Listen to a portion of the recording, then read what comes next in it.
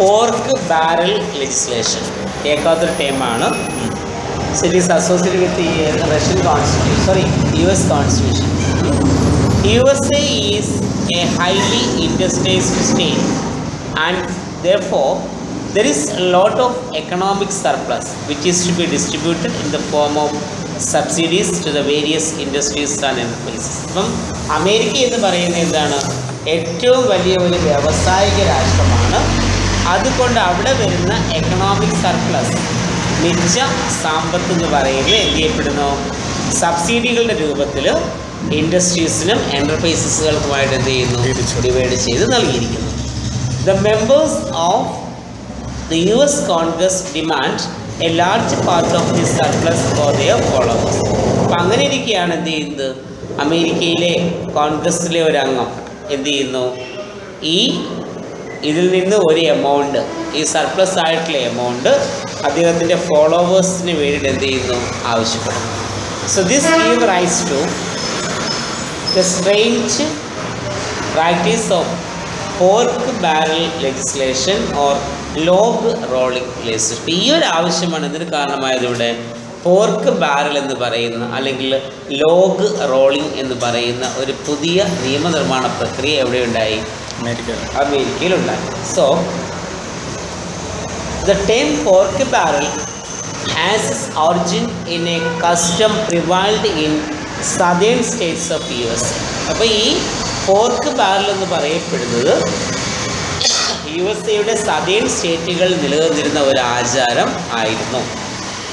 The southern states have slavery. കാരണം north America, south America നമ്മൾ divide ചെയ്ത് പറയുകയാണെങ്കിൽ സദേൺ അമേരിക്കയിൽ എന്തുണ്ടായിരുന്നു? അന്ന് സ്ലേവറി ഉണ്ടായിരുന്നു. The owners of the slaves would periodically distribute pork among them as a special reward for their labor. അപ്പോൾ ഈ സ്ലേവ്സിൻ്റെ ഉടമകൾ എന്ത് ചെയ്യുന്നു?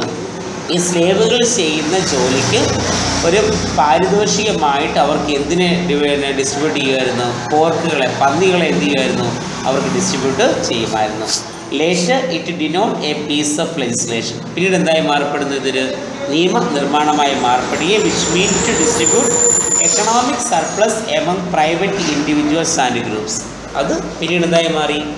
ആദ്യം പോർക്കുകളെ ഡിസ്ട്രിബ്യൂട്ട് ചെയ്തിരുന്നു, പിന്നീട് അതൊരു എക്കണോമിക് സർപ്ലസിൻ്റെ ഡിസ്ട്രിബ്യൂഷനായി. ആർക്കാണ്? അവിടുത്തെ സ്വകാര്യ വ്യക്തികൾക്കും ഗ്രൂപ്പുകൾക്കും എന്താണ്? സാമ്പത്തിക സഹായം ചെയ്യുന്നൊരു പ്രക്രിയയായിട്ട് എന്ത് മാറുന്നു? ഈ പോർക്ക് ബാരൽ മാറുന്നു. So, a member of the Congress require the support of other members for this purpose. ഈ ഒരു പർപ്പസിന് വേണ്ടി ഇപ്പം ഞാനൊരു US കോൺഗ്രസ്സിലെ അംഗമാണ്, എനിക്ക് കുറേ സഹപ്രവർത്തകരുണ്ട്, അവർക്ക് എനിക്ക് എന്ത് ചെയ്യണം? സാമ്പത്തിക സഹായം ചെയ്യണം. അപ്പം അതിനു വേണ്ടി ഞാൻ എന്ത് ചെയ്യുന്നു? ഗവൺമെൻറ്റിനോട് ഞാൻ പണം ആവശ്യപ്പെടുന്നു.